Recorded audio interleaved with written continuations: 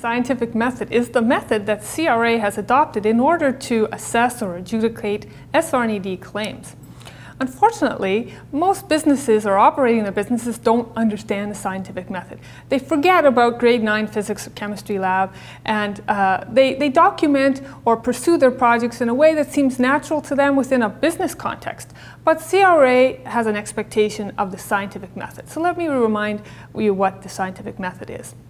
Scientific method starts with due diligence, which is applying the standard practices that are available to you in your method, that are available to you from the public domain. When those fail, you may have a case for experimentation. So you would develop a hypothesis. Sound familiar? Develop a hypothesis, and then you would design an experiment with isolated variables and a process or a protocol. You would conduct that experiment and then collect data. Analyze that data and come to some conclusions, and then repeat. That's the scientific method in a nutshell. And what we find is that most companies that are applying for SR&ED, they eliminate some of those elements. They do them, but they do them in their heads. They don't document them. Maybe they just write down their observations, but they fail to write down the design of their experiments. Maybe they don't even understand what an isolated variable is or why it's so important.